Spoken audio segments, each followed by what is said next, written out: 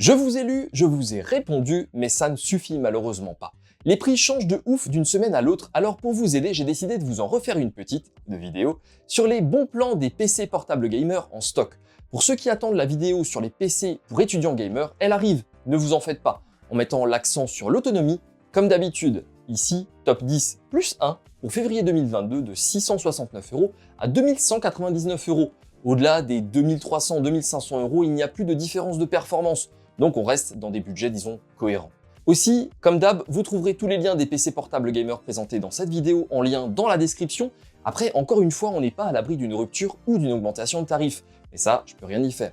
Par contre, mettez-moi un commentaire assez précis avec le budget et l'utilisation, et je vous répondrai avec plaisir.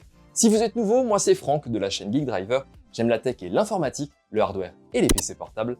N'oubliez pas de cliquer sur le petit bouton s'abonner juste là et à enclencher les notifications pour être au courant de toutes les nouvelles vidéos et faire partie vous aussi de la grande famille des geeks. Premier PC portable gamer et pas cher, dispo chez Cdiscount à 669 €, un Lenovo IdeaPad Gaming 3 en promo, petite config, livraison Windows. Je vous mets la vidéo juste là pour un Windows à 3 €. Core i5 10300H, 4 cœurs, GTX 1650 4Go, 8 Go de mémoire vive, 256 Go de SSD, c'est pas une config de ouf, mais ça fait tourner quand même pas mal de jeux avec des perfs plutôt corrects. Fortnite en Full HD à 70 images par seconde, tout comme Forza Horizon 5 en médium, Far Cry 6 en médium à 63 FPS ou encore le dernier Call of en médium à 60 images par seconde. Au niveau des défauts, on peut parler de son écran, les couleurs sont pas dingues, la mémoire vive, il faudra rajouter 8 Go pour être tranquille en jeu, et son stockage 256 Go, un jeu c'est mort, c'est plein.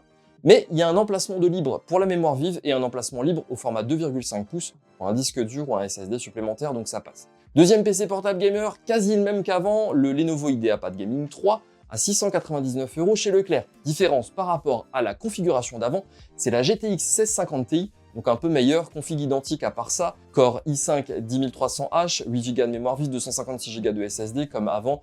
Défaut, écran, stockage, mais on peut en rajouter, et mémoire vive, mais on peut en rajouter. Fortnite tourne à 120 FPS, Forza Horizon 5 en médium à 80 FPS, et le dernier Call of à 70 FPS. Correct pour un PC à 700 €. Troisième position, encore sur le podium, PC portable gamer de chez Lenovo, toujours IdeaPad Gaming 3, dispo sur le site Lenovo directement à 769 €. Mais là, avec la première RTX 30 de ce top, une RTX 3050 qui est quand même, excusez du peu, 40% plus performante que la 1650 Ti du PC d'avant, pour 70 € de plus. Franchement, cherchez pas. Pour moins de 800 €, dur de trouver mieux. Ryzen 5 5600H, RTX 3050, 75 watts, donc presque la plus puissante des 3050, 8 Go de mémoire vive, 256 Go de SSD, un écran 120 Hz, Forza 5 en high à 77 FPS, Far Cry 6 en high 67 FPS, Apex à 100 FPS en high et GTA 5 125 FPS en high. Alors oui, il faut améliorer le stockage et la mémoire vive. L'écran, les couleurs sont pas faux folles, 45% NTSC, mais franchement, ce niveau de perf, pour moi, ça me rend tout, je sais pas, tout joyeux. Il y a encore des choses sympas dans le hardware. Quatrième position, c'est un Dell, dispo chez Amazon. Le G15 5510 à 899 € avec une référence de processeur qui m'a fait rire quand j'ai cherché les PC de cette vidéo parce que c'est un i5 10200H et non 10300H comme les autres, mais qui fait le même taf avec 1% de perf en plus. Par contre ici, 3050 Ti, donc encore un peu plus de perf, écran 120 Hz, 8 Go de mémoire vive, 512 Go de SSD, 3050 Ti donne entre 10 et 40% de perf en plus suivant les jeux. Far Cry 6 75 FPS, Forza 5 83 FPS, Call of 90 FPS en médium. Ici, seul défaut, l'écran avec les couleurs pas ouf, la mémoire vive va faire évoluer vers un 16 Go. Un deuxième port M2 est libre pour un SSD au format NVMe.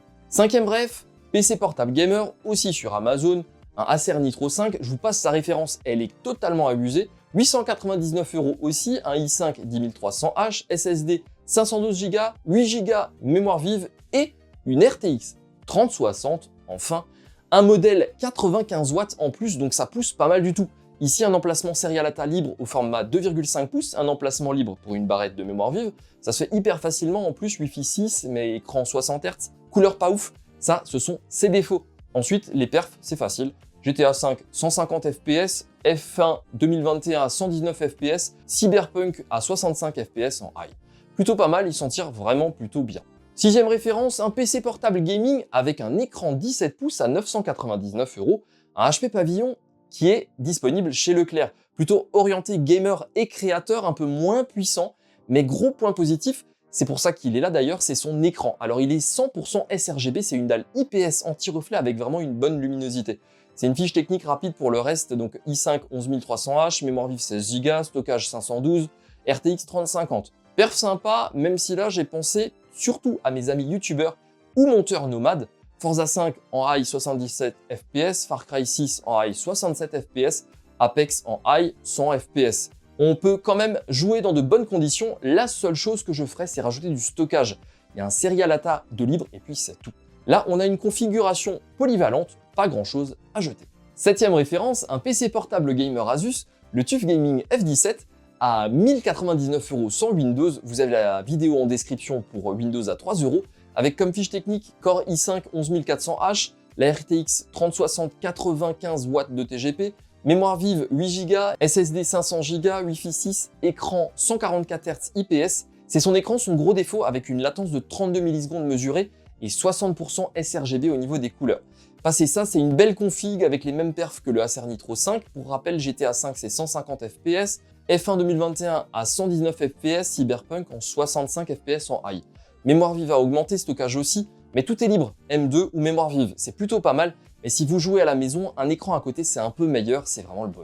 Huitième référence, même prix, 1099 € sans Windows, un Lenovo Legion 5, avec une très belle config ici, un Ryzen 5 5600H, 16 Go de mémoire vive en 2 barrettes, donc dual channel déjà activé, 512 Go de SSD, RTX 3060 130 watts, c'est la plus puissante, écran 165 Hz, 100% sRGB, donc couleur au top, Wi-Fi 6, là sur ce coup-là, on a la config quasi parfaite. Le seul point à améliorer, c'est le stockage, le reste franchement pour le prix c'est juste impressionnant, mais vraiment. J'ai rien à dire de plus à part partez sur celui-là, Apex 144 fps en high, F1 2021 à 119 fps en high, Cyberpunk à 68 fps en high. Vraiment, je sais pas quoi vous dire de plus, de tous les PC jusqu'à présent, c'est le meilleur. Voilà. Neuvième référence, c'est pas vraiment un PC portable gamer, mais plutôt orienté gamer créateur. C'est un Asus VivoBook, le Pro 15 à 1299 € sur Amazon, que je vous propose pour son côté polyvalent justement. La carte graphique est pas ouf, c'est une RTX 3050, mais elle a 50 watts, mais un gros processeur, le Ryzen 9 5900HX. 16 Go de mémoire vive, 512 Go de SSD, un écran OLED hyper lumineux, le double de tous les écrans avant, 100% DCI-P3 et certifié Pantone. Alors Pantone, c'est juste la référence ultime pour les couleurs sur écran PC, pardon, mais quand même. Attention, mémoire vive soudée. Sérieux, Asus, pourquoi? En perf en jeu, ça donne F1 2021 à 93 fps en high, GTA 5 en high à 100 fps, Cyberpunk en médium à 37 fps. Là, ça manque clairement de quelques gigas supplémentaires sur la carte graphique pour tourner au max. Mais l'écran rattrape tout, donc ceux qui veulent un petit peu streamer et jouer en même temps, qui font de la création de contenu et qui ne veulent pas un PC qui ressemble à Optimus Prime, j'ai pensé à vous. Dixième référence, déjà donnée dans la vidéo d'avant, il a un peu augmenté en tarif, désolé. Il est à 1399 € chez Cdiscount. Le Acer Predator Helios 300 avec une RTX 3070, c'est le seul PC valable sous les 1500 € avec une RTX 3070 qui n'est pas sous-cotée. TGP de 100 watts avec un i7 10750H, écran 144 Hz avec un taux de réponse de 9 millisecondes, overclockable à 3 millisecondes, un vrai écran gamer, même si vous imaginez bien qu'en termes de colorimétrie, dur d'avoir toutes les cases cochées. Déjà 16 Go de mémoire vive dual channel, 512 Go de SSD en stockage, avec la petite batterie, on peut rajouter un SSD au format M2 sur le port NVMe de libre, mais aussi un disque dur au format 2,5 pouces en serial ATA. Cyberpunk en high à 82 fps, 142 fps pour GTA 5, Red Dead 2 à 70 fps ou encore Mass Effect à 95 fps. Voilà. Vous attendez le dernier? Alors, je vous explique. Là, je voulais vous trouver une config correcte avec une RTX 3080, mais franchement, c'est dur. Finalement, je vous en ai trouvé deux. Le premier, le MSI Leopard GP66 avec un TGP de 135 watts à 2199 € sur rue du Commerce. Core i7 11800H, SSD de 1 Tera, mémoire vive 16 Go, écran 240 Hz, 100% sRGB. On est là sur du compétitif gamer et créateur. Il est livré sans Windows, mais la vidéo est en description pour 3 €, ça s'installe super facile. Wi-Fi 6, 17 pouces, clavier gamer RGB par touche, avec un emplacement M2 de libre pour installer un SSD. Au niveau des perfs, c'est assez impressionnant pour un portable gamer, Far Cry, c'est 120 FPS en high, GTA V, c'est 170 FPS en high, New World, c'est 100 FPS en high. C'est de la bonne config, un peu cher, certes, mais au moins ça tient la route et ça tiendra la route longtemps. Comparé au TGP Max du Lenovo Legion 7 qui est plus cher de 200 €, vous gagnez un seul FPS en moyenne. Franchement, restez sur celui-là, l'augmentation des perfs ne se fait plus sentir de manière sensible. 200 € pour une image par seconde, franchement, je dis non. Comme d'hab, likez, partagez, commentez, posez vos questions avec budget et utilisation, je réponds à tout le monde. N'oubliez pas de vous abonner ou pas, la cloche des notifs, ça aide, le pouce bleu toujours. Moi je vous dis à bientôt, salut! Voilà.